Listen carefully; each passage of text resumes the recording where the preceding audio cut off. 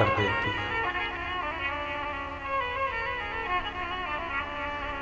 शिव परिवार के अंतर्गत माँ दुर्गा भी है, शिव परिवार के अंतर्गत माँ पार्वती, भगवान श्री शंकर, श्री गणेश जी महाराज, श्री कार्तिकेय महाराज जो विराजमान हैं, उनके विराजमान होने का कारण भी यही है कि भगवान शंकर के पास अगर कोई जाकर बोला कि पिताजी मुझे ये चाहिए, तो पिताजी ने अगर नहीं दिया तो माता से निवेदन कर करके तुम वहां से उठाकर उसको दे दो।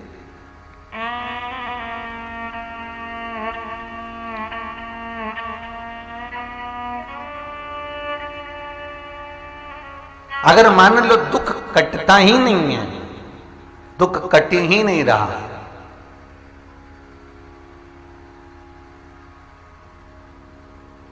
मान लो कोई ऐसा दुख आ ही गया कि वो कटने का नाम ही नहीं ले रहा, बहुत हार चुके हम जिंदगी से, वो कट ही नहीं रहा, थोड़ा ठीक होता फिर दुख आता, फिर ठीक होता फिर दुख आता, तो शिव और शक्ति का स्मरण करो। बेलपत्री के पेड़ के नीचे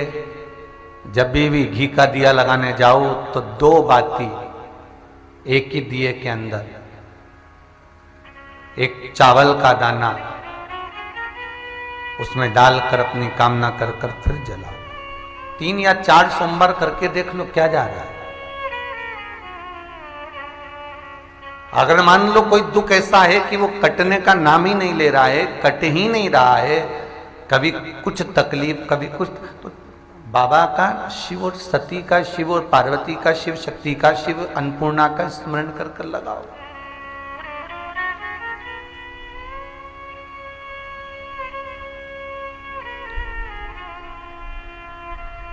एक बात आपको कही थी पहले भी कथा में, आज फिर कहते हैं,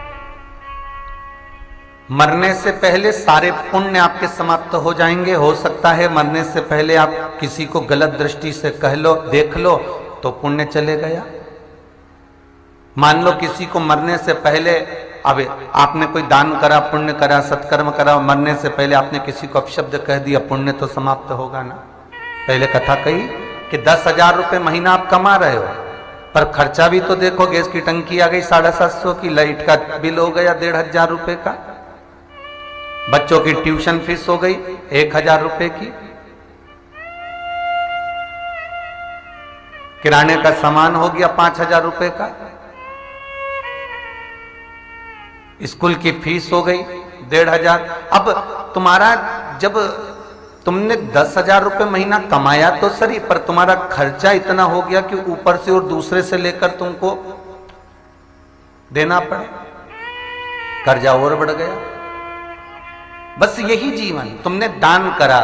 पुण्य करा, सत्कर्म करा, गाय को रोटी भी दी, कथा भी सुनी, सत्संग भी किया, मंदिर में दिया भी लगाया, अगरबत्ती भी लगाई, धूप बत्ती भी लगाई, प्रणाम भी करा, मंदिर में बुआरी भी काढ़ी, मंदिर में तुमने ज्योत भी जलाई, किसी भूखे को भोजन भी कराया, किसी वस्त्रहीन को वस्त्र भी दिए। तुमने 10,000 रुपये महीना कमाया तो सही, पुण्य तो कमाया, पर खर्चा भी तो देखो, किसी को गलत दृष्टि से देख लिया, पुण्य समाप्त, किसी को गलत बोल दिए, पुण्य समाप्त, किसी गलत जगह पर चले गए, पुण्य समाप्त, किसी के लिए निंदा श्रवण कर ली, पुण्य समाप्त। तो मरने से पहले हमारा पुण्य तो समाप्त हो गया। पर शिव महापुराण की कथा में श्री वेद व्यास जी लिखते हैं कि सारे पुण्य समाप्त हो जाते हैं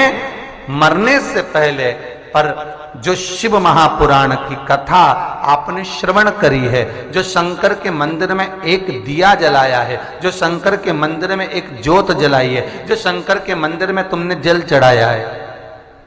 जो शंकर के मंदिर में तुमने बेलपत्र चढ़ाया है, जो तुमने बेलपत्र का स्मरण किया है, बेल के पेड़ के नीचे तुमने